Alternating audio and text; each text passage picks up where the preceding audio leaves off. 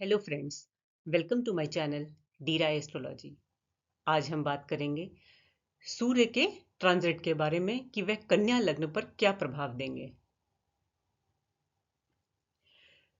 तो कन्या लग्न के लिए सूर्य ग्रह गोचर करेंगे छठे भाव में 13 फरवरी से लेकर 14 मार्च तक। अब छठा घर जो है वो है आपकी रूटीन एक्टिविटीज का, आपकी जॉब का, आपकी सर्विसेज का, आपके कोलीग्स का। और 12वां भाव जहां सूर्य अपनी दृष्टि डालेंगे, 12वां भाव है फॉरेन का। तो ऐसे जातकों का फॉरेन ट्रैवल के भी चांसेस बन सकते हैं अभी, या अगर वो किसी एमएनसी में काम करते हैं, फॉरेन क्लाइंट से जुड़कर काम करते हैं, तो इस दौरान उनका कम्युनिकेशन बढ़ेगा। और सूर्य क्योंकि अपने ही भाव को दृष्ट कर रहे हैं, तो 12वें भाव से रिलेटेड जो भी एक्टिविटी वो करेंगे उससे उनको लाभ होगा।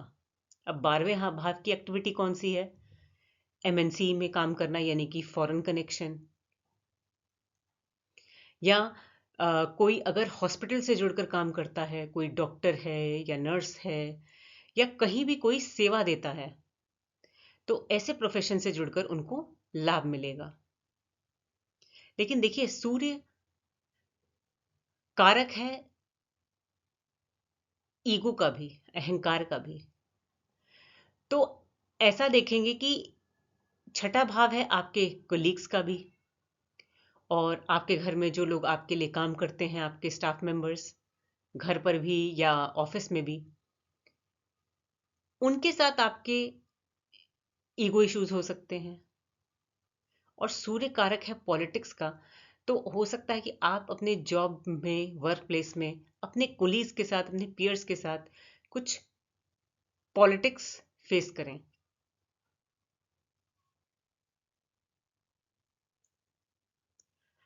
तो यहां पर मैं आपको सजेस्ट करूंगी कि देखिए, हम दूसरे का बिहेवियर तो कंट्रोल नहीं कर सकते, हम हमेशा अपना ही बिहेवियर को बेटर कर सकते हैं। तो आप अपने एंगर को, ईगो को कंट्रोल में रखिए, और इसकी हेल्प आप ले सकते हैं योगा मेडिटेशन से, क्योंकि 12वां भाव है योगा और मेडिटेशन। तो अगर आप डेली योगा करते हैं, मेडिटेशन करते हैं, तो आपको इससे मेंटल पीस मिलेगी, और आपका जो बिहेवियर है, ईगो या अ, अहंकार, वो कंट्रोल में रहेगा। अब बुध यहाँ पर सूर्य के साथ रहेंगे 11 फरवरी से लेकर 27 फरवरी तक। और जब सूर्य और बुध एक साथ होते हैं तो हम इसे बोलते हैं बुध आदित्य योग। और बुध यहां पर कारक है 10वें भाव का, जो कि आपका करियर है, प्रोफेशन है। और छठा दूसरे बुध की राशि है लग्न में, यानी कि आप स्वयं। तो आप यहाँ पे देखेंगे कि आपके जॉब में आपको डेली बेसिस पे कोई ना कोई प्रॉब्लम आ रही है, या आप प्रॉब्लम सॉल्व कर रहे हैं। तो अगर कोई डॉक्टर की फील्ड में है, मतलब डॉक्टर है, लॉयर है, या किसी भी ऐसी फील्ड में है जहां वो डेली बेसिस पे लोगों की प्रॉब्लम सॉल्व करता है, तब तो ये उसकी रूटीन एक्टिविटी है। लेकिन मान लीजिए जो लोग ऐसे किसी भी प्रोफेशन से जुड़े नहीं हैं, इसका मतलब उन्हें डेली बेसिस पे कोई ना कोई प्रॉब्लम आ रही है। अब बुद्ध कारक हैं बुद्धि के भी, तो आपको उन प्रॉब्लम्स को सॉल्व करने के लिए अपनी बुद्धि का प्रयोग करना पड़ेगा। अगर अगर आप पेशेंटली किसी प्रॉब्लम को सोचें, उसका सोल्यूशन निकालें, तो आप इस प्रॉब्लम को सॉल्व कर लेंगे। लेकिन अगर आपके अंदर फॉल्स ईगो रहा या ओवर कॉन्फिडेंस रहा, तो ये जो सिचुएशन है ये आपको प्रॉब्लम देगी।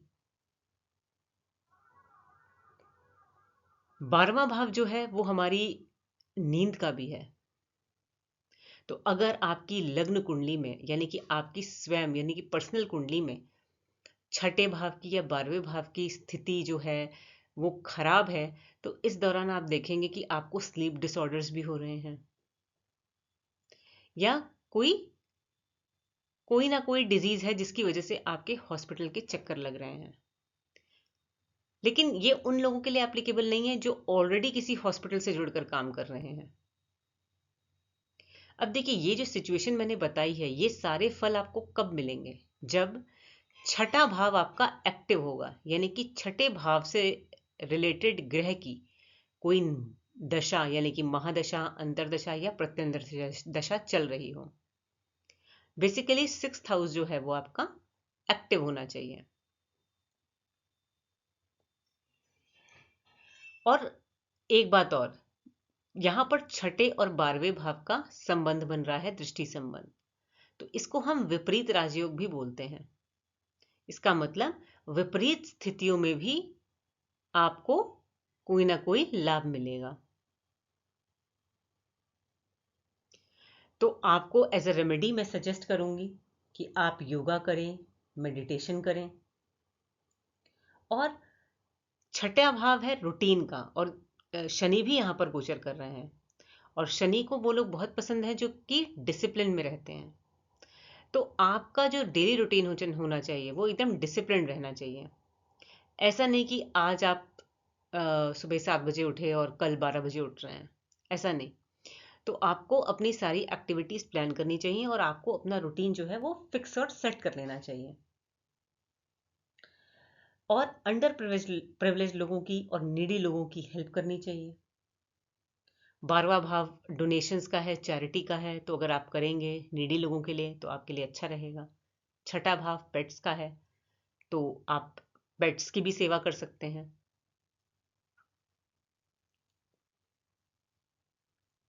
तो ये थी जानकारी कन्या लग्न के लिए सूर्य के ट्रांजिट की। अगर आपको मेरा वीडियो अच्छा लगा हो तो इसे लाइक करें, शेयर करें और सब्सक्राइब भी करें। Thank you.